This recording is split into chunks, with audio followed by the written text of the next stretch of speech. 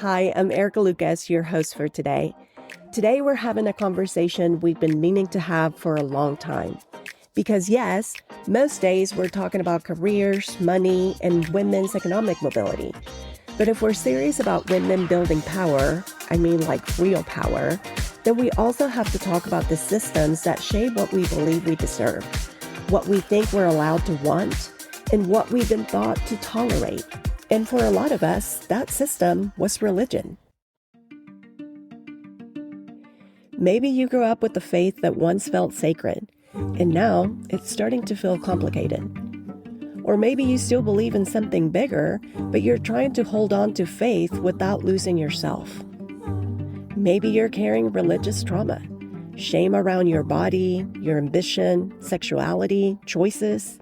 Or maybe you're watching religion get weaponized, used to control people, divide our communities, and justify policies that are holding us back. And you're thinking, why are we tolerating this?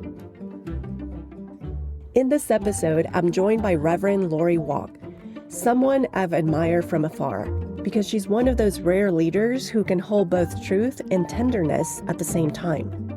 We talk about what it looks like to separate the message from the messengers, how patriarchy has shaped religious institutions, and how deconstructing some of those messages can be a form of liberation.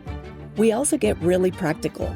How to trust your own knowing again, how to recognize when a community is harming you and give yourself permission to leave, how to find spirituality and support without settling for the all are welcome bait and switch nonsense.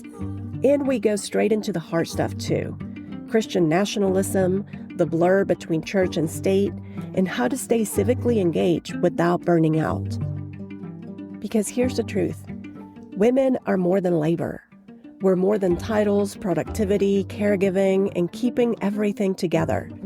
And part of building that full life and building wealth, stability, and freedom is unlearning some of the narratives that taught us to become smaller. For our guest full bio and show notes, go to www.vester.co/podcast. If you enjoyed the episode, share with a friend and don't forget to leave us a review. And if you're ready to take your career into the next level, apply to join our community of women eager to help you get there and stay there. Go to www.vester.co to learn more.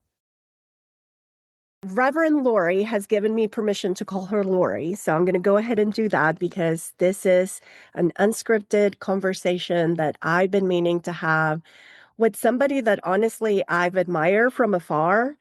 And, I follow you on social media, and you're one of those pastors that I would say, if I went back to church, her church would be one that I would go back to. So I just can't tell you how much it means to me that you said yes to this brave conversation. Thank you so much for being here. So happy to join you, Erica. The feelings are mutual, and have been cheering for Vest and for you and for the women who are part of this community for a long time. Thank you. Thank you. Well, let's get started. I mean, you and I are sitting here in the middle of the country. You were raised Baptist in the Bible Belt. How have you personally reconciled your Christian faith with your values, especially knowing how often religious institutions have left us out, right, and held us back in a lot of ways? Yeah, I was raised to be a very good Southern Baptist girl. I was raised to be a very good pastor's wife. But what the church that raised me did not realize was that they also raised me to be a very good pastor. And I am the third of four daughters. I have three sisters. And I did not learn sexism at home, primarily because my parents could not afford to be sexist. I didn't have any brothers. So my mom knew how to drive the tractor, and my dad knew how to use, this will age me a little bit, but knew how to use hot sticks to curl our hair. And it was at church that I learned that I had a place, and I needed to stay in it. And I think that that's the experience of a lot of women And to just briefly get into some cracks, where some cracks started appearing in that facade, was in college. I went to Oklahoma State on a basketball scholarship, and it turned out that many of my teammates were lesbians. And it also turned out that they were worried about the same things I was worried about, happy about the same things I was happy about, went to church, had their own faith and spirituality just as I did. And that did not align with what I had been told about queer folk. And the second thing that happened was that I never stopped going to church in college. I was like the 0.01% of college age kids that never drop out. But the church that I went to was a Baptist church. But one of the earliest Sundays I was there, they ordained female deacons, which was wild to me. And I went home and I told my mom about this and kind of expected her to be like, that's not great. Instead, she said, well, yes, some Baptist churches do that. Ours doesn't, but, and she named another church that was a couple miles down the road from us. They do. And well, I'm just very glad that the women at that church are getting credit and recognition for work that they are doing anyway, that women do behind the scenes. I'm really glad for them. And I thought, So over the years, how have I reconciled how I was raised, the tradition I was raised in, with going into and being ordained by the same institution that has said no to women so often and tried to use power and control over women specifically in ways that men do not experience. And what I can say is that I have really worked to separate the message from the messenger. And it's a little bit tricky, but messengers in almost all religious traditions have been men. Mm-hmm. And so the message has been framed in patriarchal, patrilineal, patrilocal ways. But that does not mean that the message are those things. And it's a little bit tricky, and it takes some folks pointing out some things, I think, to separate those two things. But I mean, when we look at, if we're just going from the text itself, the reality is it's that a woman is the first person to name God. Hagar names God before anybody else does. God is not as concerned about Abraham procreating as God is Sarah, the start of these ancestors that outnumber the stars. And we know that because Abraham did procreate with Hagar, with another woman. And God was like, no, that's not what we're doing. I really need Sarah in this. Right. But that's not really how the story is told. It's male disciples who are consistently in every gospel are portrayed as dunces. I mean, just absolute morons who do not get what Jesus is trying to do. That is obviously not how the story is traditionally told. But if you just read the text, it's the male disciples who never get it, women in the story who consistently see who Jesus is and what he's trying to do. And we can see that in, the woman who anointed Jesus with oil. And about her, Jesus says, wherever the gospel is told, this story will be told of her. Of her. The longest theological conversation Jesus has is with the woman at the well. It's like really long conversation. It's not with a dude. It's not with the male disciples. It's with this woman. And he has this long exchange with her. And of course, there is the big one that everybody always raises up, is that, the resurrection was first announced. Jesus first appeared not to his male disciples, but to a woman. Yeah. And she was commissioned to go and tell the others. And so when we separate how the story has been told to us by primarily men from a message, from the message itself, we begin to see that God has always called women. God has remarkably feminine characteristics. And God has consistently relied on women to um, make earth as it is in heaven. And so that's, I would say, if we were just going to a phrase, now that I've been talking for 10 minutes, it would be the way I have done that is to separate the messengers from the message. I love that. And it's so true. Didn't think of from all those different examples that you provided. Lori, I was raised Catholic. Now I'm no longer practicing, as I mentioned to you before when I reached out to you. And the older I get, the more I read, and the more experience I gain, the more complicated my relationship has gotten with religion. Honestly, I think I mentioned this to you. I've felt this deep resentment at times, not just because of how the church has treated women, but also because I feel like it's robbed me of something that used to be sacred to me, which was my faith. And in a lot of ways, I feel like I've lost it. Um, and I know that in conversation with other vest members and listeners, they feel the same way, right? It's this constant battle of women trying to make sense of what they were taught and what they believed in for so long, and now holding space, while still holding space for faith, but not losing themselves in the process. And I think, I know I'm not the only one that's dealing with this. I know I've had conversation with several other women. So for women who are in this in-between space that are questioning what they were taught growing up, especially around, you mentioned it, before in your experience with going to play basketball and having um, uh, lesbian playmates and all of that, those that are questioning gender roles, sexuality, power, but they're not necessarily wanting to walk from faith either entirely. How would you coach them?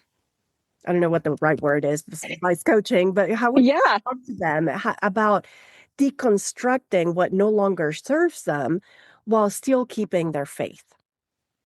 a place to start is one, because it goes against everything most women were taught from their faith community.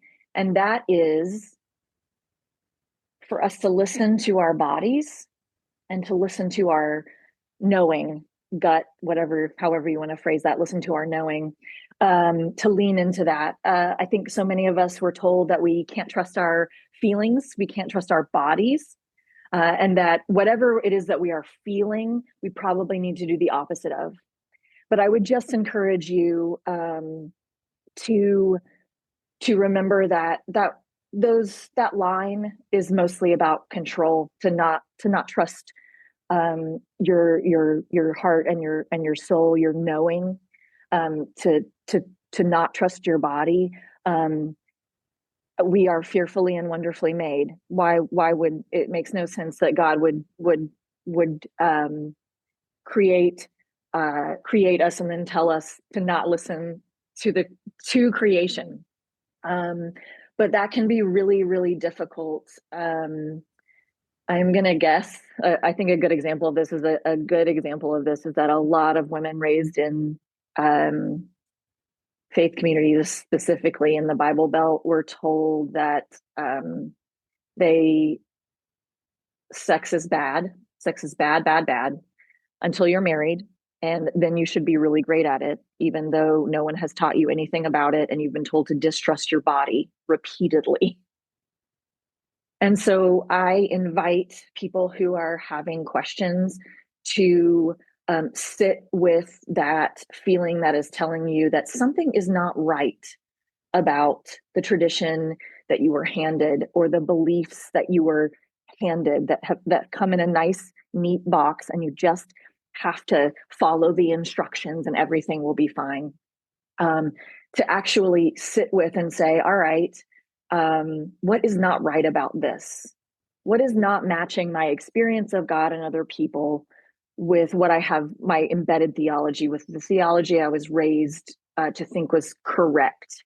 And when we start listening to ourselves, I think it becomes pretty clear that what we are rebelling against is not necessarily the message, not necessarily faith or belief or spirituality, but about the package in which it is wrapped. Many of us are deeply uncomfortable with the patriarchy, and we, for some reason, have decided that it is unacceptable for us to participate in patriarchy in all other aspects of our life except for religion. And for some reason, we have decided that that's the one place where we'll just put up with it. We'll just go along and get along when everything inside of us is saying, this is not what we were made for. This is not honoring God or love. This is not honoring justice and mercy, kindness and goodness. It's not honorable. It's not right. I need to find somewhere that honors my experience and my understanding of God and other people. And so if you are thinking something is not right, listen to that voice. Listen to that voice. And I'm a firm believer that we all have we have knowing. We have a knowing. And if you start listening to that, you'll figure out the next step. You may not be able to see all the way down the road, but you will know, hey, I need to step away from this. And maybe I can dip my toe in the water in another place or another community. But it's tough. It's tough. It is tough, but I do love that. Yeah, trusting, I still hold on to my faith and spirituality. I mean, I know that there's something bigger, and like you, I do hold on to the things that feel right to me. Yeah. Things that, even when I was a practicing Catholic, the things that didn't feel right to me, I always discarded them. So it's easy for me, I'm always like the message against the LGBTQ community, the message around abortion, all of those messages never resonated with me, and it was totally okay. But again, the older I get, I don't know, maybe I'm in this is maybe inappropriate for me to say in front of you, but I tell people I'm in my fuck you stage, and so anyway, so it's become a little bit harder to accept the message, but I love how you position it. It's just trust yourself. Well, and I would say too, I think that's a really good stage to be in. You definitely need to be in that stage because there's a point where you just have to say, this is not working and I'm not going to participate. I'm not contributing my time, my energy, my expertise. I'm not doing it. And what I will say, I do want to gently encourage people to do is, yeah, that's good. But also think about what are the things that you are missing? What are the things that bring you comfort, that challenge you about maybe it's from a tradition that you were raised in, maybe it's something else that you've encountered on your life's journey. But I'm gonna maybe do some assuming here, but I know that for a lot of the former Catholics who are in my congregation, some of the things that they miss include what we lovingly call the smells and bells. Yeah. And, those are things that, and I would say that is in part because their body remembers that those are things that help them regulate. And I know this is not sounding as spiritual so much as it is like just very practical.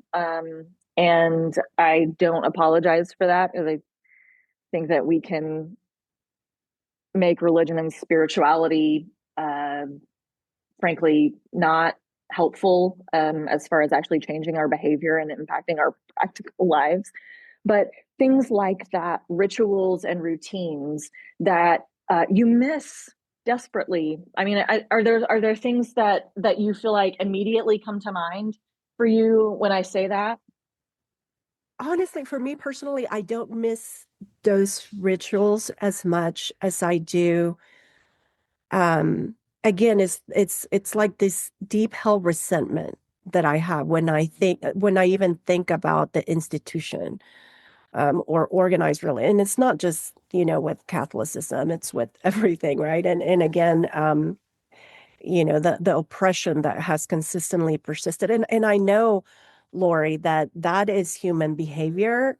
Like I know all the right things that people say, but it still feels, um, it just feels like resentment that I need to work through on my own. And it actually leads to my next question that I was going to ask you, because we're living in a moment where religion is just increasingly weaponized in publics and politics and in public life.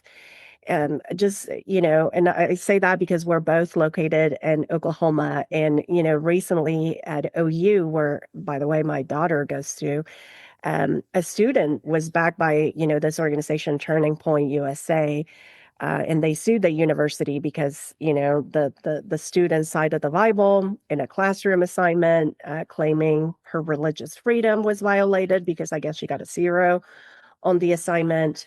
Um, and that has turned into Turning Point, turning that into a big spectacle, and again using the Bible and using this religious freedom arguments. Now even against education institutions, right? I mean, I feel bad for like if I was, President Harris, I don't think personally that they handle it well, both him and the regents. I don't know what discussions may have happened. But I do see how this organization, Turning Point USA, is purposely using religion and weaponizing, in my opinion, the Bible to make a lot of their arguments and assumptions. And then they're making a PR debacle over this. So, to that, that's just one example. I mean, we can point to Yeah. 10 other examples that we've seen.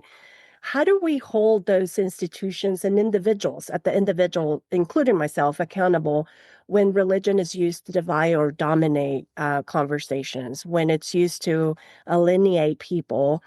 How do we deal with that? Yeah, this is a real problem, and Christian nationalism is a problem specifically for the church to address, because it's a church problem. Um, the One of the things that I talk a lot about is precision in language. And when people talk about politics in the church, there's like, oh, there should no politics at in the pews and no politics at the table, right? Those are the rules. Because of course that's how you control the conversation, when you don't allow people to engage, um, when you limit what they can and can't talk about. Um, so I invite people to think more specifically about the definition of politics is versus, for instance, what partisanship is. And partisanship for me is the definition of partisanship would be behavior that harasses an enemy, which is not behavior that I think that people of faith um, ought to engage in. And I do want to say this. I When I talk about people of faith, what I really mean that in a broad sense that includes agnostics and atheists. Because when I talk about faith, I am talking really about values. And of course, atheists and agnostics have values. We all have values. So I'm saying that in a really broad sense. But So partisanship is this very particular thing, and politics, while we use it as sort of a synonym, partisanship as a synonym for politics, they're different things. Politics is comes from the Greek word polis, which means of the city. And politics, when we engage in politics, we are shaping the city. Mm. So when we talk about politics, that's what we're talking about. We're talking about laws and norms and whether we are going to shape a society that is patriarchal, xenophobic, racist, sexist.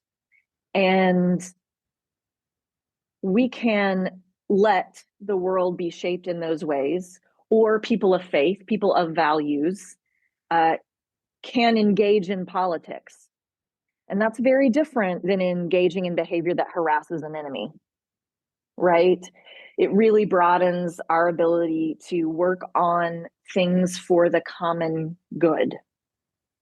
I and I love you. You know, you started this by saying that whether or not we should talk politics within within the church, but I think it applies. What you just said, I love it. You know, making the distinction between politics and partisanship, because I think we can apply that if we were to apply that at every level, even at a family level, right? How many of us were thought not to talk politics during Thanksgiving or during the holidays, or um, to not engage in discussion because it's anyways. I love how you said it. We just focus on the laws or the practices or the how we're shaping the city, as opposed to well, you're wrong or I'm right, or differences of opinion. I think perhaps we could um, accomplish a lot more. Yeah, I mean, if we just really take a giant step away from this gamesmanship, this teamsmanship, and that's really what partisanship is this us versus them, red versus blue, who's going to win and who's going to lose. And when we frame it like that, it gets really difficult to make any forward progress. Mm-hmm. And I think that I don't think that going to church, being a family that is in church every time that doors are open necessarily makes for good people. There has been so much harm done in the name of religion, but what I do think the church can provide is an alternative framework from what society relentlessly pushes as the most important.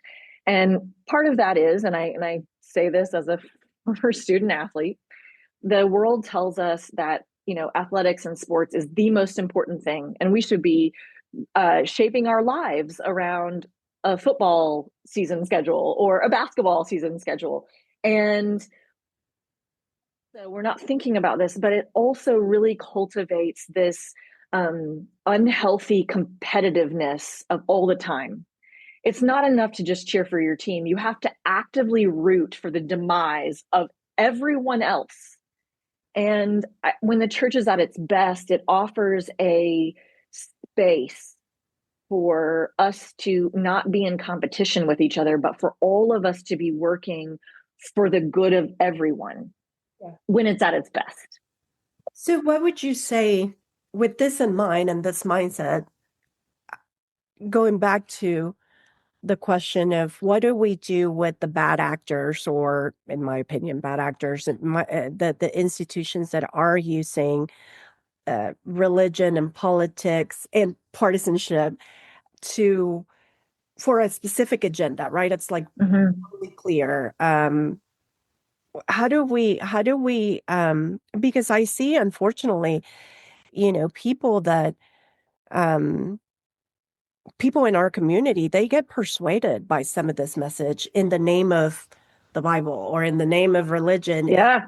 Like yes, if we all go back to like, hey, does this really make sense for our community, for our people, for how we're building the city? Of course, but we live in a world of social media with rage bait clicks, and people get angry. So it's really not, we're constantly be enthroned all of these messages of division, how would you coach us to, you know, get back to these specifics and get back to, and how do we hold those institutions accountable so that they don't continue to misinform and continue to divide in a very, it's like very obscure way, right? Because again, they're using this religious language. and that's even more dangerous because it's, Yeah. again, it's persuading people that maybe don't mean to, but they end up doing it anyways. Yeah. Yeah, I think one of the things that I think there are many ways to approach this. I think I'm going to name this first one, and I mean, I'm going to risk offending some people here, but my congregation will tell you that that does not bother me at all. Um, if you are going to a congregation, if you're attending some kind of house of worship that is not speaking out against Christian nationalism, that does not have women in leadership, and I'm not talking just as a Christian ed director, but refuses to put women in leadership, that is not aligned with your values of inclusion and diversity and equity, to specifically say those words, leave. Stop giving them your time, your energy, your money, your resources, your family. Stop it. You are propping up institutions that are perpetuating harm. Stop it. I know this seems probably, I'm sure someone will be like, well, this is self-serving, but I gently invite you, not gently, I insist, you explore finding a house of worship, a community of faith, or some other kind of gathering that is led by women. Just try a tradition that is not so committed to the patriarchy that it still refuses to put women in leadership. For so long, people have said, well, I'm going to change it from the inside. And you might be able to do that. But there comes a time when you have to say, it's not happening here. And I need to throw my lot in with people who are already embodying the values I say that the other thing that I really encourage people to do is really drill down into their own values so that they can connect with folks who are using wild logical excuses to cause harm. So when we're talking about reproductive choice, access to reproductive care, when we're talking about LGBTQ equality, we need to start talking about freedom of conscience, freedom of speech, things that translate outside of theological language. But I could make the argument, or obviously could be made from a theological perspective, but not everything has to be. To broaden the avenues for us to meet in the middle, to find a way. And I say meet in the middle in a very serious way. That's a really hard thing to do.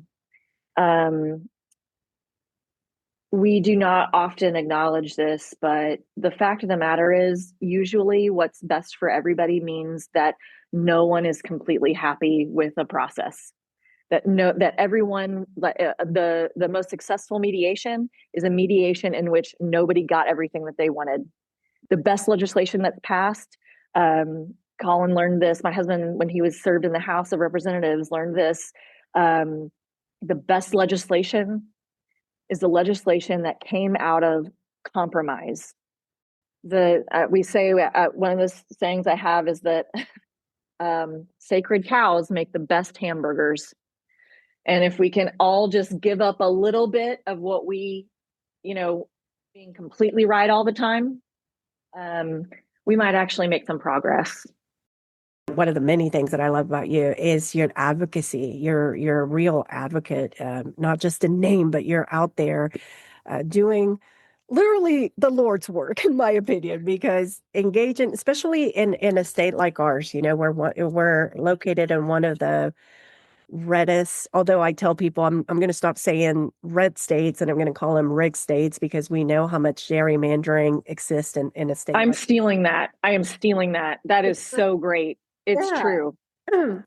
But you're a progressive leader in a deeply conservative state right now. And we're seeing, we just talked about how this Christian nationalism is blurring the lines between church and state now more than ever, with a very clear political agenda in mind.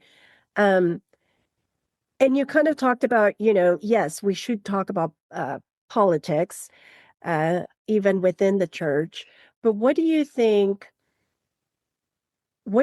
is the appropriate role between the church and politics? I mean, I'm not worried about you per se, but I am worried But about, we are worried about everybody else. well, I'm worried I about know what you mean. that the money that's going behind some of these institutions, the very, I mean, we're seeing it with Project 2025. We're seeing it with Turning Point USA. We're seeing it with these organizations. I mean, Turning Point USA, I think when I looked at the statistics, they raised over $93 million in one year. I mean, they're extremely well funded. A lot of people think that they're just going to colleges and having conversations or debates with college kids, which that's not at all their business model. Their Not what they're business doing. model is a PR media campaign to really drive a political message, to then gain political power. I mean, it's very obscure. So in a way, I'm always like, but then I see you and you're doing grassroots advocacy and really targeting issues that actually affect most Americans, not dividing us, like you're saying. So I struggle with what should the role be from the clergy, from church leaders in politics. I'm struggling with it. So what do you think? Yeah, no, it's tough. And I would just say, because some people have said we need a religious left to match the religious right. But I don't think that that is the most faithful response. Because what we're seeing is theology that people are confusing partisan platforms, the Republican Party platform, with the gospel. Yeah. That's how it's. And that is absolutely not what I want to copy. Like, and people often do not know this, but I've actually never been a registered Democrat in my whole life. I have been I was a registered Republican until um, until 2017, when I became an independent because I wanted to make sure that I could vote for my husband if he was in a primary. And so that surprises people sometimes, but the reality is that, again, for me, partisanship is one of the least faithful things we can do.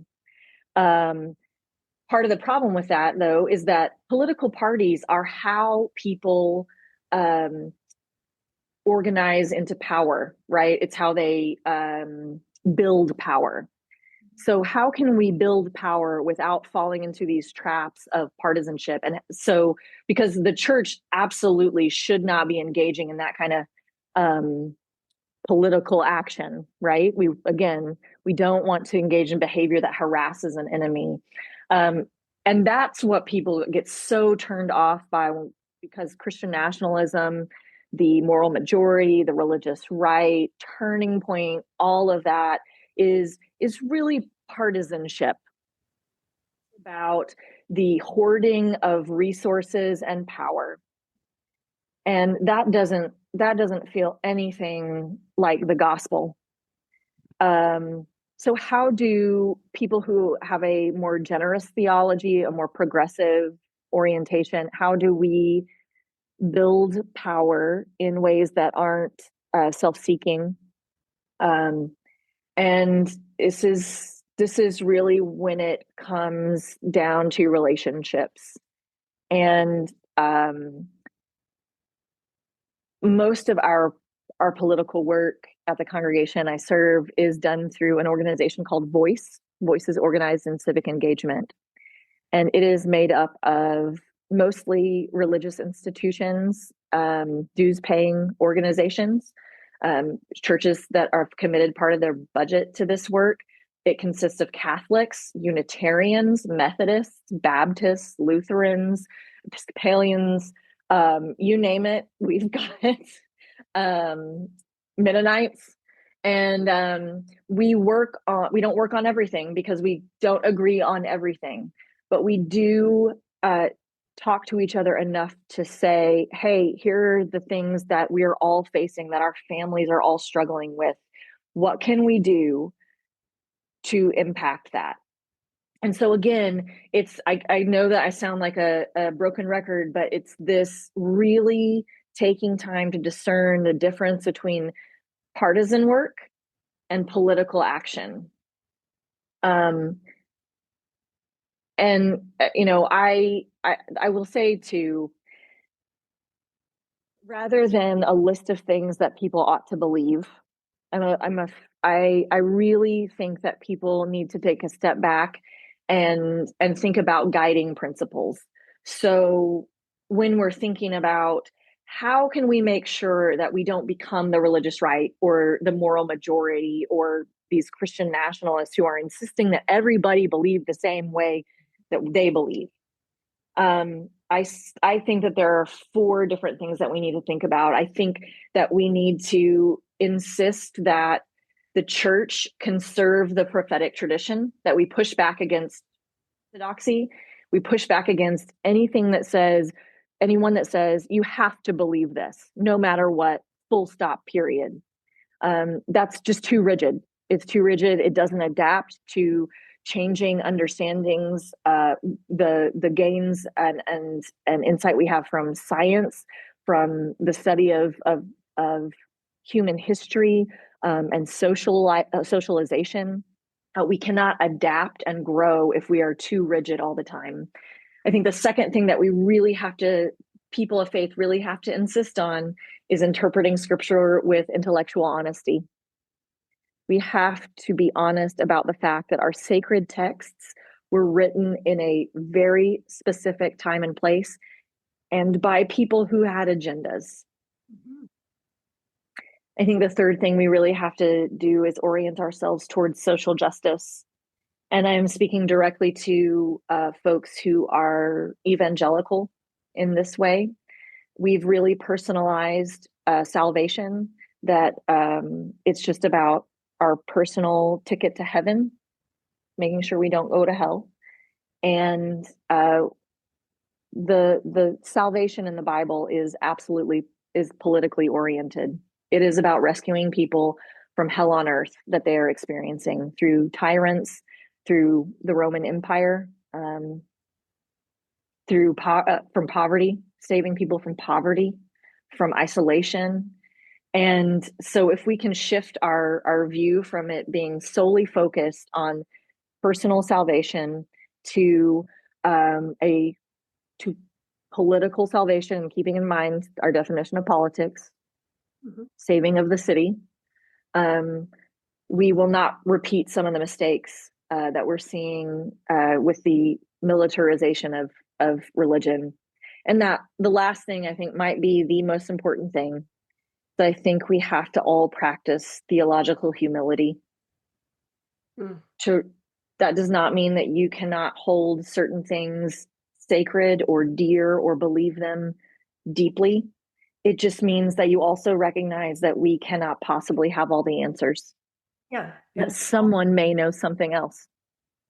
Yeah. Yeah. And that out of that humility comes the desire, comes curiosity. Right.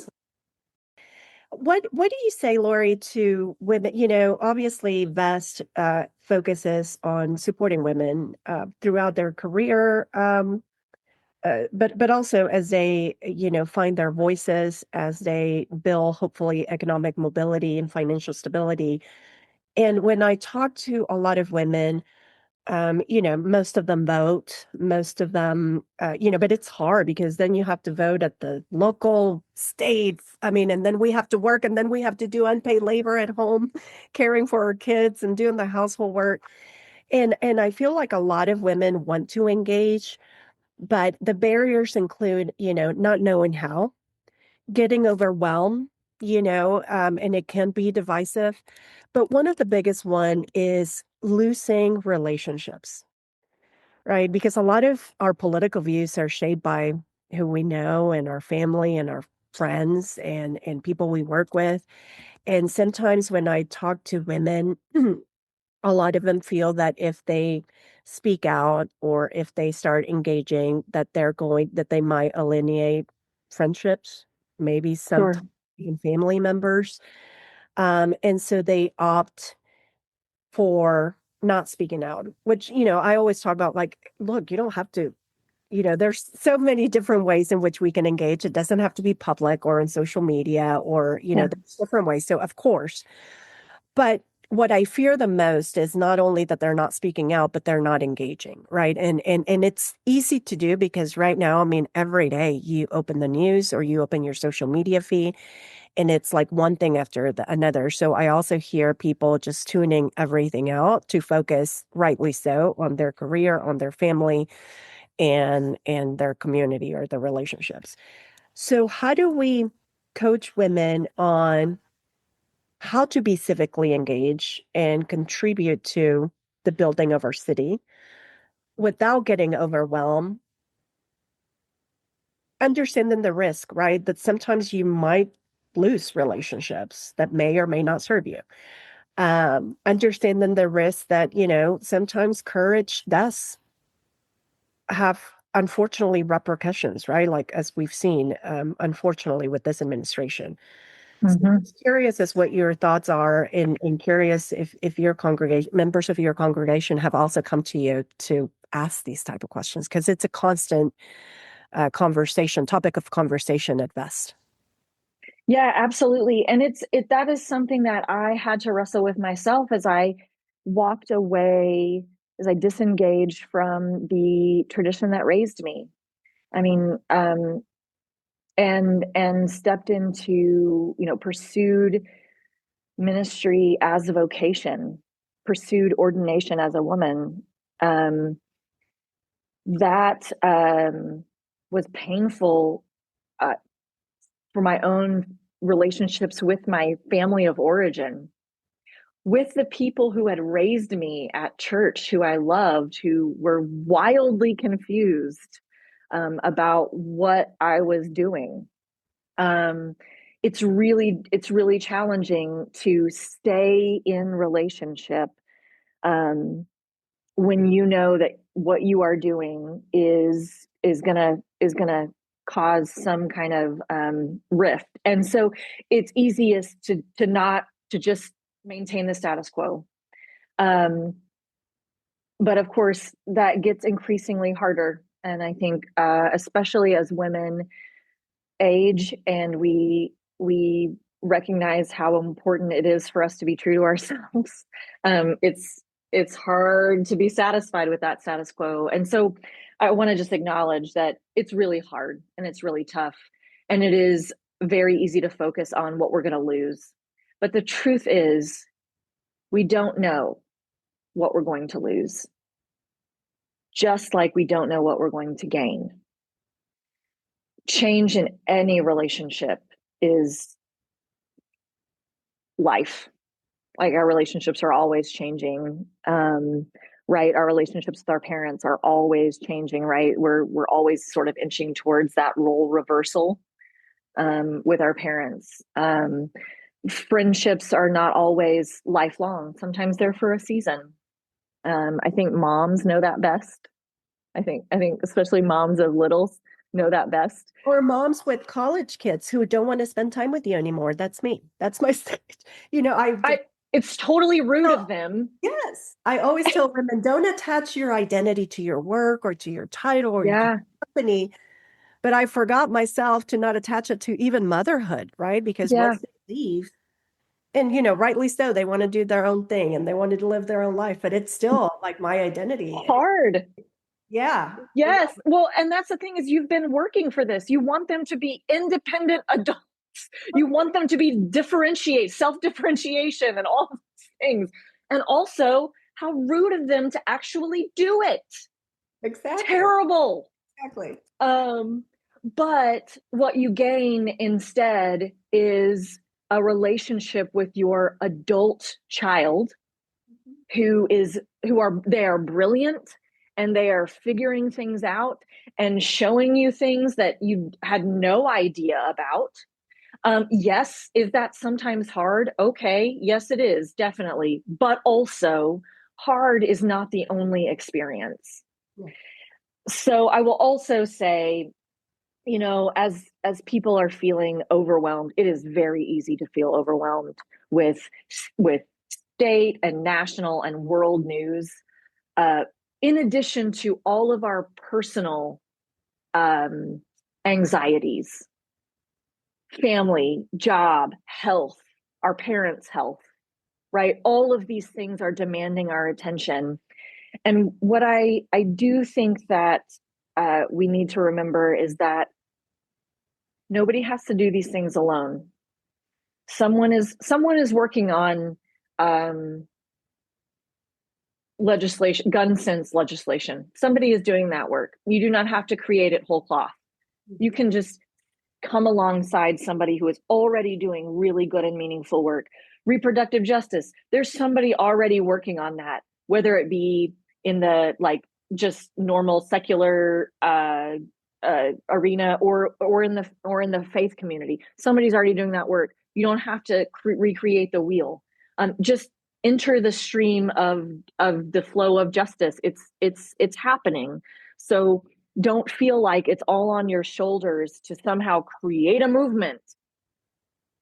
It may not be as loud as some of the other movements that are going on, but the only way that movements grow is for people to step into the stream, to join the choir, so to speak. And I think that I brought up voice in that organization, and I think it's an example of just how great it is to be in a community where you don't agree on every single thing. Um, One of my dearest friends and colleagues is Father Tim Lucian, who is at Little Flower Catholic Church. And Father Tim jokes with me that I am his favorite matching outfit buddy. Because when we show up together, we're both in our collars. We are collared up, baby. And Tim needs me as much as I need Father Tim. We have come from very different paradigms, very different traditions. Oh, but that pales in comparison to what we have in common, and a deep devotion to easing the burdens on the families around us. His tradition has such much it's deeper experience in charity, in meeting the needs of neighbors, that I can learn from. And Father Tim can tell you what he's learned from me, um, but we work together all the time, and I am richer for it, and so is he. And I think that translates to the rest of us. Women often, we have so much to carry. We're socialized that way, but we forget that we are surrounded by help, but we have to reach out and take it, reach out and accept it. And it is a reminder that we're just never alone. Someone is always doing the work, and we just need to come alongside. So there's no reason to feel like that you have to become smaller. Yeah. Or do it all on your own. I love that message so much because one, we started talking about this because from the perspective of sometimes you lose relationships, sometimes you gain new ones, right? You might lose some relationships, but if you build a community, and I love how you said, you don't have to recreate the wheel. The most sustainable movements are those, it's the collective. And the That's other right. reason why I love your message so much is because I think that as a country, we're so focused on capitalism and so focused on meritocracy. Whether you believe that's a myth or not, that's debatable. But it's the individual responsibility as opposed to the collective, right? And I think throughout your messages and throughout your responses, you've talked about the importance of relying on that community and shifting our mindset from even salvation, individual salvation to like, hey, we're all in this together, right? And we have to look out for one another. We have to create policies that support one another.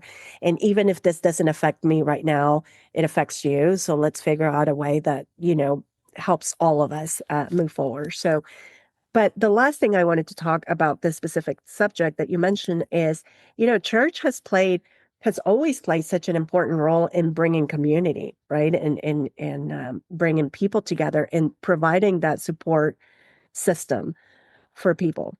But right now, if you look at the numbers, and I'm sorry I didn't bring them with me, but the numbers of like the new generation not going to church and, spending so much time on social media.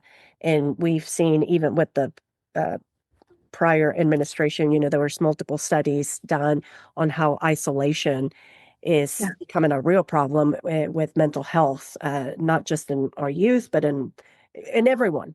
Uh, Yeah. so just curious, as I'm sure it's a topic of conversation, for any church leader to say, we're losing people from all, different walks of life and ages.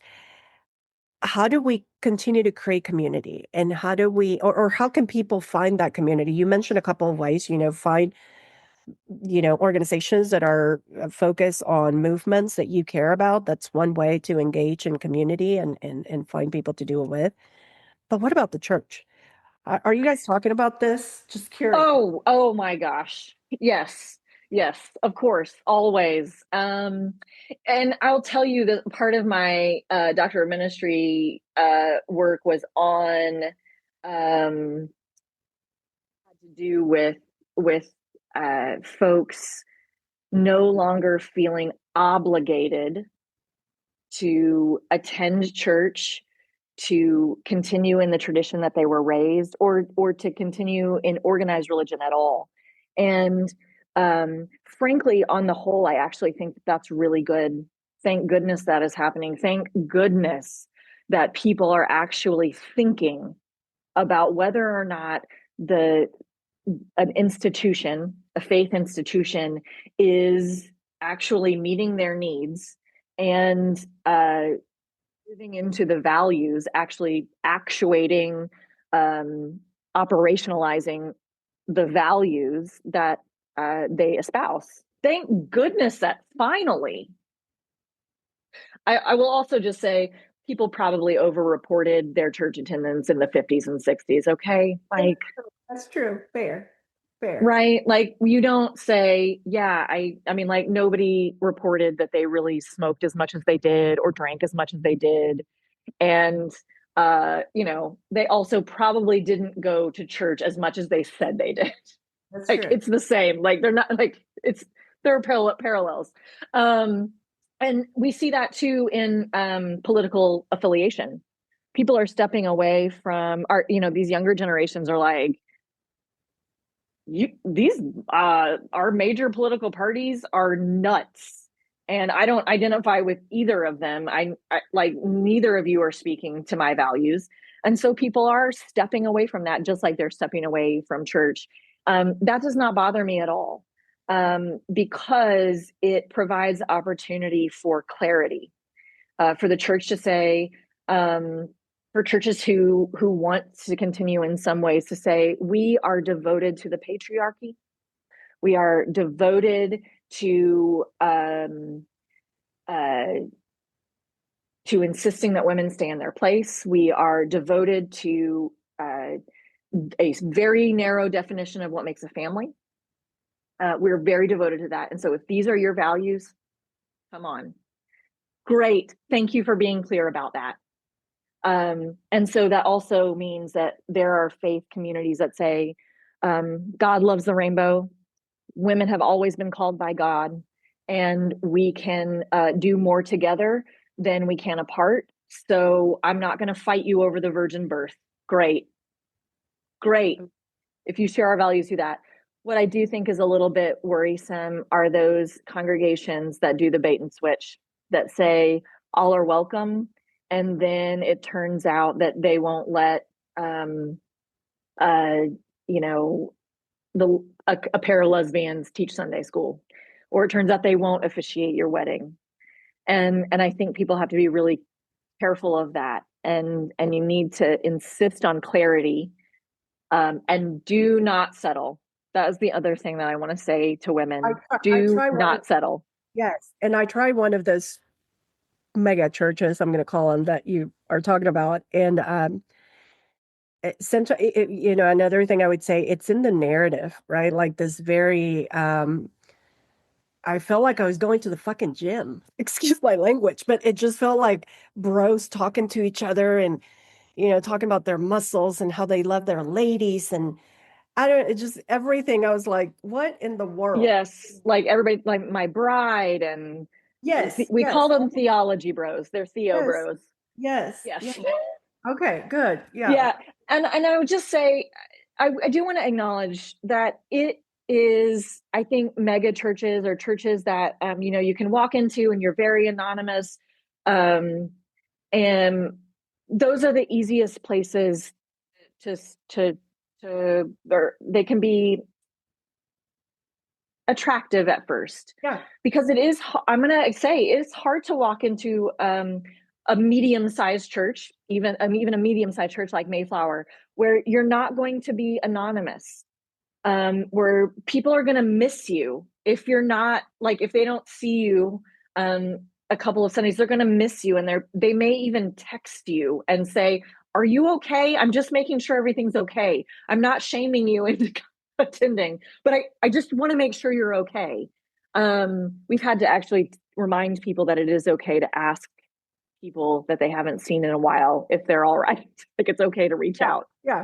Not a But judgment call, it's just checking in. right, but what that is actually community. Yeah. No, totally. And it's messy and it's a little awkward and uncomfortable. One of the things that church at its best can be is people that say, hey, I've been noticing you've been acting weird, or the things you're posting on social media have been concerning. Can we talk about let's talk about that? Okay. Or, Yeah. hey, you are upset as I am that we had mass shootings all over the world Sunday night, on Saturday night, and thank goodness we could come to church and somebody said, this is awful. Why do we not have an assault rifle weapon ban? How is it possible that we are still not banning assault weapons? Want to do something with me about that? Yes. You should be able to walk into your church and say and experience. But it requires vulnerability, a word that you used earlier. Yeah. And, And I just love this so much. And I'm just going to have to come, try it out, because another reason why I wanted to have this conversation, I talk to so many women. Again, we all have different lived experiences. We all have different privileges, and so many women don't have a support system at home, right? They don't have a partner. Maybe they don't have they're not close to their family, whatever. And I yeah, feel like, church was a mechanism for them to support them. One of my favorite books of all time is Holding It Together, How Women Became America's Safety Net. And good and bad, right? Like the church has served as a safety net for women to have the support that they don't need. Another bad thing is we should put mechanisms in place in government to care for those that need it the most and not shame them for accessing those things that we pay for as taxpayers. Anyway, but that's another conversation. But I love how you just reframe the church as a community that cares about you and that can be there for you when you need it to support you, not judge you, and to walk alongside you. And Erica, I just want to throw out there, I said this earlier, don't settle.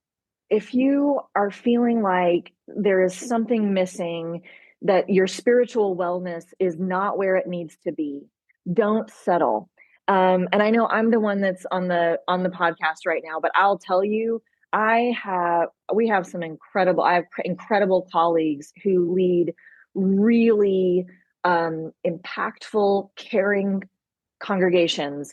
Um, and I can, whether you're looking for a recommendation for a Christian community or a non-Christian spiritual community, or a variety, whatever variety of Christian, whatever flavor you'd prefer. Um, there are a lot of churches that are, they wouldn't necessarily call themselves even progressive. But that there is a place out there for everyone. And too often women settle. Got to quit it. Quit settling. Your spiritual wellness matters. It is an important part of you, and you should tend to it just like you do everything else. I love that. What I know you're a reader. In fact, when I need a new book to read, I'm like, let me see if Lori has posted any new books. I know I've gotten some suggestions for you. What books do you recommend for people who are exploring? There are a lot of options. If you are someone coming out of the Christian tradition, one of the books I recommend most often is a book called Speaking Christian by Marcus Borg. And he does a really wonderful job of just explaining that there are a variety of options when it comes to thinking theologically. That was one of the most difficult things for me when I was leaving the Southern Baptist Church. I didn't know anything about anything. I knew what I was supposed to believe, what I was told. And it can be really disconcerting to be like, well, I don't know. I can't possibly just walk away from everything. Yeah. That doesn't feel right. It was the same for me, as Mexican immigrant. I mean, Catholics. What do you mean? There's other religion? What other religion? So I had to like learn from scratch, and not settle. So I'm still in that searching mode for me. Let's talk a little bit about religious trauma because I know it's real, and a lot of women, a lot of people in general, are carrying wounds from teachings that have shamed us for all the different things we've already talked about, including ambition for women. That's a big one. But also for our community and the LGBTQ plus community, right? Yeah. The trauma often runs even deeper there. So, Yes. just curious as to what does healing look like for those of us reckoning with that kind of spiritual harm? Yeah. Religious trauma is real, and it is far too common. And one of the first things is if you are currently in a place that is perpetuating that trauma, you have permission to leave. If religion is traumatizing you, it is not of God. And I'm not going to say that in any, I'm not going to try to sugarcoat that at all. You need to leave, and you have permission to leave. And God wants you to remove yourself from harm. And I think that one of the things that's really important is to find people to talk to about that, who will not deny it, I mean, I'll tell you one of the first things that I say to particularly members of the queer community who come in the doors is, I'm sorry. I'm sorry for the way that the church has told you that you're wrong or an abomination, or that there's something wrong with you. I'm sorry for the ways that we have excluded you. And I think that a lot of people need to hear that. A lot of women need to hear, I'm sorry that the church told you to stay in an abusive relationship because that's what God wanted. Um, no one ever, why did no one ever be like, oh, God never asked a dude to stay in an abusive relationship? Like, what? Right? Or I'm sorry that you were told that, any number of harms. So find someone who acknowledges that harm has happened and religious trauma is real. I also then in, encourage people to tend to their spiritual wellness, and there's a variety of ways to do that. And we do indeed have to do that in personal, private ways, but it also has to be done in community. It's not a either or, it's a both and. Healing, uh, that's just how healing works. And so one of the books that I often recommend to people now is a book by Reverend Lizzie McManus Dale, and she wrote it's technically a devotional book, which I know might be triggering for people, but that's just that's the format of the book. But I love her title of the book is my favorite, and it's called "God Didn't Make Us to Hate Us." Didn't make us to hate us. And it's a devotional that helps people liberate faith and reconnect with joy. And so this is not something that you can just do on your own. It requires relearning stories of faith told outside of the paradigm of patriarchy, outside of heteronormativity, outside of those frameworks that have boxed us in for so long. So find a resource, find whether that's a book or a blog or a Substack, find something that you can do some exploring, but also try to also look for, and do not settle for anything less than a community that will help you tend to your spiritual wellness, healing, and restoration. I love that.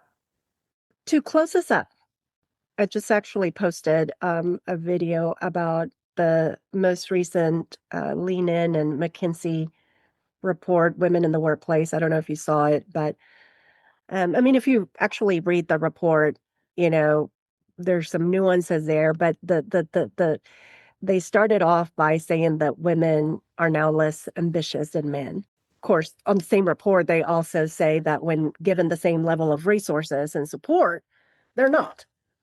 So contradicting. Gee, I wonder how we could achieve. Exactly. But my point is, we have that. And then we just talked about the rise of Christian, well, I don't know if it's rise, it's always been there, but it seems a lot more as a propaganda via social media, the rise of Christian nationalism, purity culture, also on TikTok. I'm sure you've seen all of the videos, and then the trad wife content also that are glorifying women's submission. And make no mistake, I love women who choose to stay at home and care for their loved ones. We have bus members that are actually not in the workplace right now, but are staying home. So not judging, but you are seeing this glorification of submission almost in this trad Yep. wife movement. And I don't know about you, but it's hard to see all of that and remain hopeful.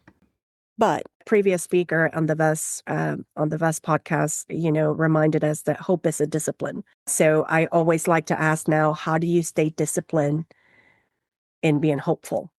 What are the things that are keeping you hopeful, and what are the things that you do to make it a discipline? Yeah, so in some ways, hope is a professional obligation for me, right? Hope is a professional obligation for preachers. And there are days when I think, oh my goodness, I was called into ministry because I am a glass half empty girl. I'm like, let's keep our expectations low. We can never be disappointed that way, which is obviously a trauma response. Let me be clear, but I'm working on that with my therapist. The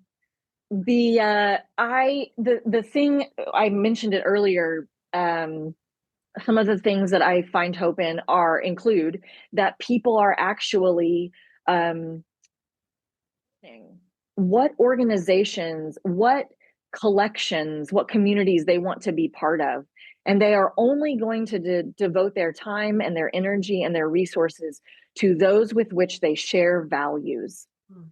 And I think it's even we're even getting deeper into that, where it's not just you share this value, you are operationalizing this value. You are putting it into practice in ways that that we can see and feel and are making a difference.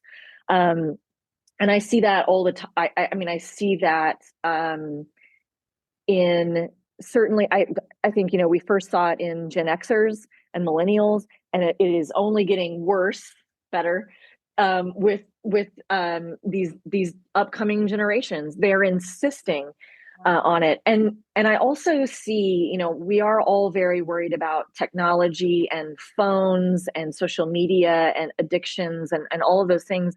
But we're seeing study after study where when young people are given the option to detox, when they go through a cell phone detox, a smartphone detox, or a social media detox, they come out on the other side and their behavior has changed. And they say, oh, I like myself better when I put some guardrails around this. They know, they are aware that things are not right, and they are willing to make changes. And so that is a very hopeful thing to me. The other thing that I find really hopeful is that people are saying no and pushing back against Christian nationalism, against extreme partisanship. And we are seeing it everywhere. I know what the headlines seem completely terrible, but the fact of the matter is, those Republicans in Indiana, they said no. Pretty hopeful. And Tennessee, I mean, Afton didn't win, but she came pretty close. I mean, Trump won by 20 plus point. I can't remember, but then she came in, and nobody, and that gives me hope too, even for places like Oklahoma. It's very easy to write us off as a red state, because we're not a battleground state or whatever. And I think that's such a mistake for everyone involved, because I think that's what, in a lot of ways, what has fueled this populism, right? Like this rise in people feeling left out of the policies that are being shaped in Washington, D.C., feeling left out of these innovation economy, if you will.